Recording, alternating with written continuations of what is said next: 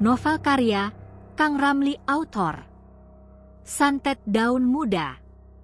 Chapter 29. Kebenaran terungkap.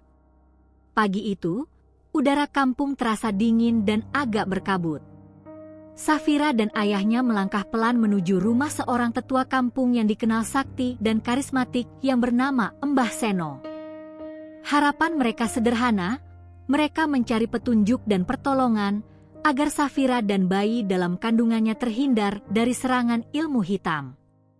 Namun, belum sampai ke halaman rumah Mbah Seno, langkah mereka berdua terhenti. Banyak orang berkumpul di sana. Semuanya berpakaian serba hitam. Tak ada isak tangis, tak ada pelayat yang membawa bunga, dan yang paling aneh tidak ada bendera kuning sebagai penanda duka. Ayah Safira mengernyitkan dahi. Ia melangkah pelan mendekati salah satu pria tua di sana dan bertanya pelan dengan bahasa Sunda, "Kang, punten. Aya naonnya di Bumina Mbah Seno?" Laki-laki itu menoleh dengan wajah datar, lalu menjawab lirih, "Mbah Seno parantos tilar dunya. Kamari wengi, tengah wengi." Ayah Safira tersentak. "Naon? Tilar dunia?" Orang itu hanya diam sejenak, lalu berkata dengan nada berat, "Mbah Seno henteu maot biasa. Anjeunna tos dipanggil. Dipanggil kusaha?" Ayah Safira makin bingung. Lelaki itu tak menjawab. Ia hanya menatap rumah Mbah Seno dengan mata kosong. Tiba-tiba dari dalam rumah terdengar suara bisikan aneh dan samar. Safira yang mendengar itu langsung menggigil. Perutnya tiba-tiba bergerak hebat di dalam. Tangannya memegang perut sambil memejamkan mata. Ayah Safira sigap memapah anaknya, namun matanya tak lepas dari rumah Mbah Seno. Pintu rumah Mbah Seno terbuka sendiri. Dari dalam muncul seorang wanita tua berjubah kelam. Wajahnya asing, namun sorot matanya tajam seperti pernah hidup ribuan tahun. "Kalian terlambat, Mbah Seno sudah diambil oleh Sang Pencipta." Safira dan ayahnya membeku. Wanita tua itu menoleh ke arah Safira. Langit tampak muram sejak pagi. Awan menggantung berat seperti menyimpan ribuan beban. Di rumah orang tuanya, Safira sudah terbaring lemah, menahan kontraksi yang datang semakin cepat dan menyiksa. Ibunya menyiapkan air hangat dan kain bersih. Ayahnya sudah berlari memanggil dukun beranak kampung yang dikenal berpengalaman, Bu Murni. Tangisan Safira terdengar lirih namun menyayat. Tubuhnya menggigil dan keringat membasahi seluruh tubuh, meski udara pagi terasa dingin. Sementara itu, di tempat yang berbeda, di rumah kosan Vivi, Yuda sedang asyik bersandar di ranjang, tertawa dan bercanda dengan si daun muda. Ia tak mengangkat telepon dari keluarganya, bahkan tak sadar jika anak dalam kandungan Safira sedang berjuang untuk lahir ke dunia.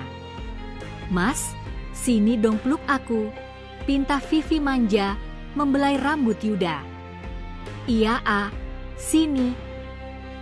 Yuda menjawab malas, tak sedikit pun teringat pada Safira. Di rumah Safira, Bu Murni terus mengomando proses kelahiran. "Bu, bayi ini endak biasa, posisi kepala masih di atas. Harus kuat ya, Nak. Ayo dorong." Safira menangis. Perutnya seperti ditarik-tarik, dan ada bisikan-bisikan aneh terdengar di telinganya.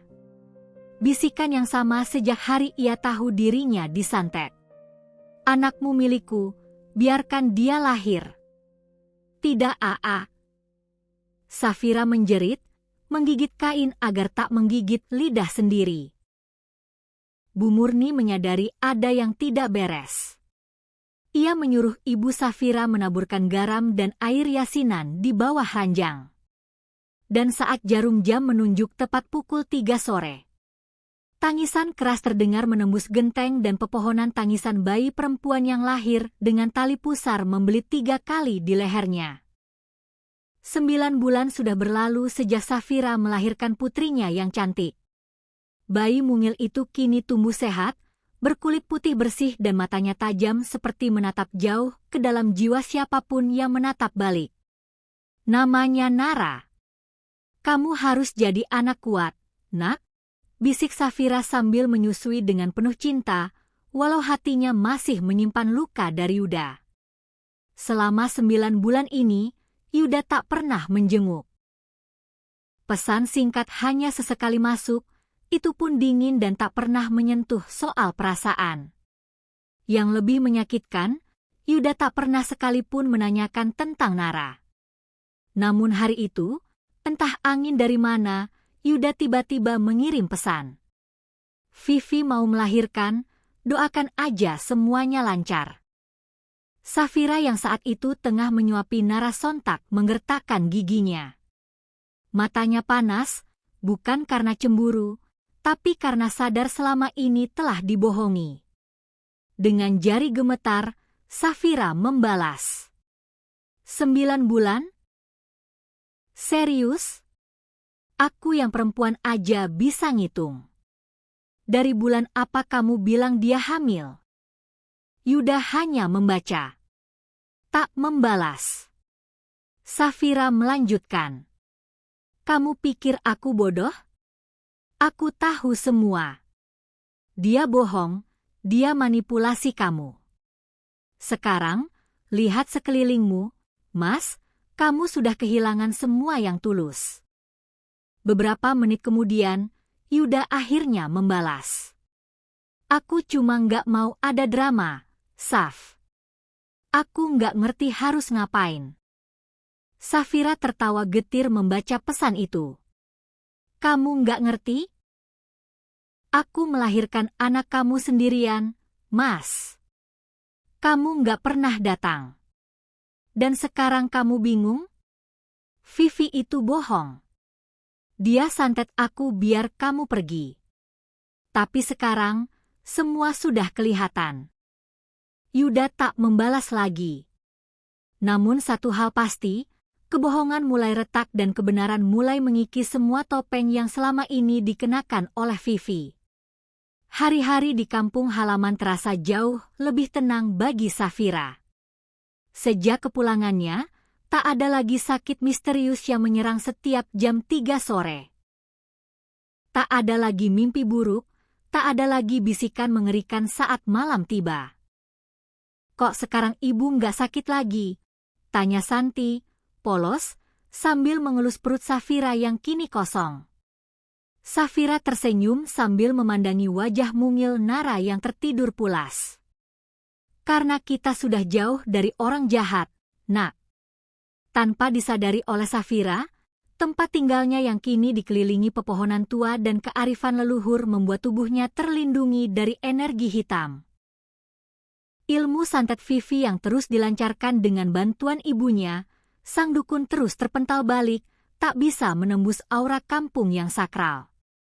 Sementara itu di tempat lain, di rumah kontrakan kecil tempat Vivi tinggal, sang dukun ibunya sendiri mulai merasa janggal. Kenapa santetnya nggak kena-kena? Enam?